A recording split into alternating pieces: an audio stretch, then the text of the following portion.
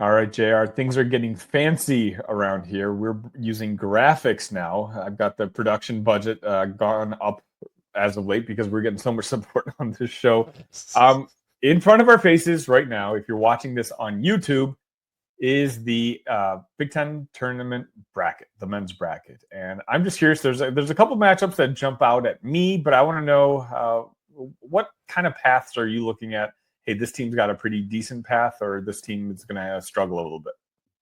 Yeah, I think that it's really interesting the bottom there. You have Purdue and Michigan both there at the bottom. These are two teams that other Big Ten teams have kind of seemed to figure out here late in the season. So it kind of works out in their favor that if Purdue is able to beat either Rutgers or USC, which I think they should be able to do that, then they face off with Michigan, and if they win that one, that's going to be one more win to kind of catapult them forward. Could give them some momentum. Michigan as well, if they get that win, that could give them some momentum going up against a team that I think probably has one of the best opportunities to win the Big Ten tournament when you take everything into consideration, and that's Maryland. I think Illinois has a really good chance too, but like you said, Brad Underwood is kind of shifting his, maybe focus from Big Ten tournament to NCAA tournament a little bit more, and I think that's an interesting talking point. What coaches want to win the Big Ten tournament the most? I definitely think Kevin Willard's up there. I think Dusty May is up there. I think Greg Gard is probably up there, mostly because of that loss to Penn State. You also have Max Klesmit coming back, but overall, I think Maryland might have one of, if not the best paths. I think Wisconsin actually has a sneaky good path as well. If you listen to Mick Cronin talk about the Big Ten tournament, like he didn't care. Like he basically said that at his press conference. He was like, "We don't hang banners for that here. Like they might get a small little, he made it sound like they're gonna put a business card in the practice facility or something like that. And so for me, like if you don't care, you're not gonna win. Like nobody just wins a Big Ten tournament when they don't care. These are still really good teams that they're putting out there. We'll see what they can put together, but. Yeah, I think Wisconsin is probably the one not with a double bye that I like the most here. What's interesting is, going along with your line of thinking, I don't think there's a coach out there who cares more than Mike Woodson. And so that's the Yeah. team that I'm really kind of fascinated to see come tournament time, just because, it's funny now. They keep winning, and all of a sudden you hear the whispers like, should they bring Mike Woodson back? And he even said so in the interview after his last game. Oh, maybe I shouldn't be going, or something along those lines. Indiana's a team that's just playing really, really well right now, and so I know they've got that early game matchup against Oregon, and then a potential matchup against Michigan State. But I'll be honest, I think Michigan State's checked out. Michigan State's got a lot on the line. They don't want to lose any depth that they might have. I can see them really kind of mentally checking out and have Tom Izzo get them ready for the actual tournament itself. It's funny. I actually did this bracket myself on my other show, Illini Cast, and I've talked about for the past couple of weeks that this Big Ten tournament doesn't matter for Illinois. I don't think that they care. And then I started this show on Sunday with my co-host Austin, and we filled out the bracket, and I gave little scenarios for each game. We literally went from game by game, game by game. And I had Rutgers as a surprise team because I figured, what? It's a last-ditch effort. They've got two top 3 NBA players. It's like their last chance to showcase their talent.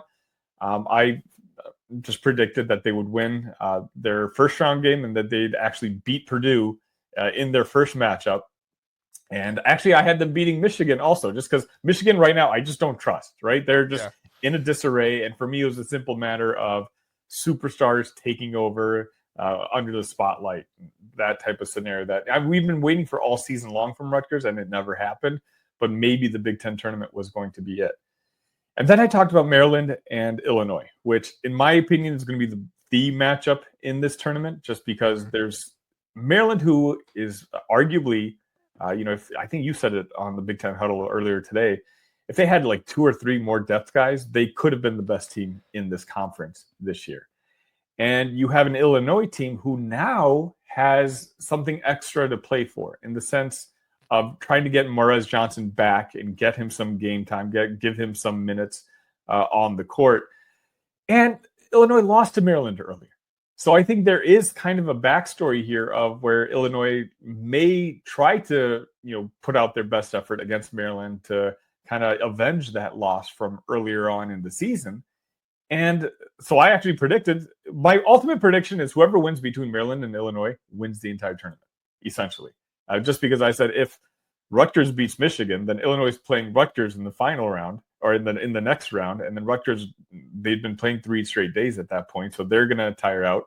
Illinois advances. And then I believe I had Illinois beating UCLA in the final, just because I know what Mick Cronin said, but I also think it's just kind of trying to take the pressure off of his players in the sense where, this is something they're not used to. It's a completely different environment. So I had Illinois beating UCLA in the finale, which again is hilarious because if you're an everydayer of the show, I've been talking for the past couple of weeks that this doesn't matter. They're going to win a game or two. Then I want them to rest. And then I just started recording a Illini cast and I just started talking. I was like, yeah, Rutgers will win this one. And then I was like, wait, yeah, Maryland will probably beat Illinois. But wait a minute. No, Illinois has a revenge factor against Maryland. I can see Brad Underwood, wanting to beat Maryland. And so they beat Maryland, and then they have Rutgers next. Rutgers, there's another revenge factor against Rutgers. And Rutgers is tired now. They've played 3 games in a row. So somehow I convinced myself that Illinois is going to win this Big Ten tournament this year. I can't be that crazy, right?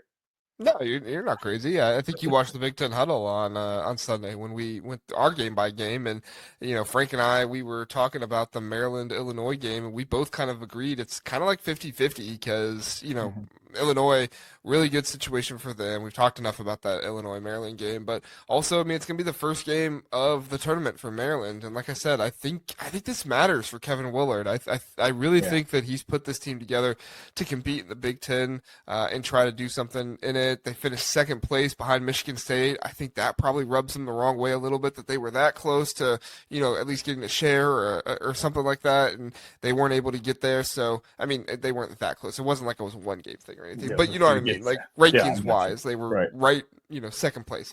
Anyway, so I do think that matters a whole lot for him, and also, too, like, as much as you were talking about Michigan State, you just don't want to get anybody hurt, like, Brad Underwood has seen the effects of losing a player all season long. So everybody's a competitor. Nobody is going to intentionally lose a game or anything like that. But is Brad Underwood going to push his guys for a Big Ten tournament that they just won last year? Like, is he going to push his guys that much for it?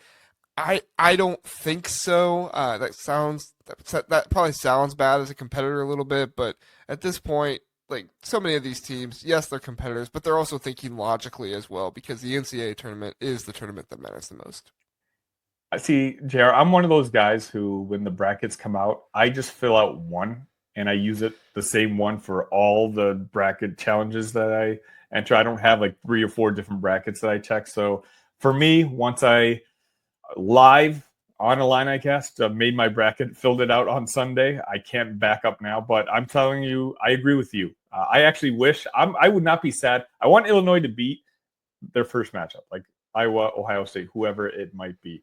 And I can see how it would be a good thing for Illinois to beat Maryland because I think victory over Maryland could secure a 6 seed for Illinois at that point, which would be huge come tournament time. But beyond that, I don't think it matters too much. And there's a part of me, and I'd probably say a majority part of me, that wouldn't mind them just losing. And as you said, just resting up a little bit, give Morez Johnson a couple extra days to get healthy and just get ready for the following weekend. Thank you for watching that clip from one of our recent shows.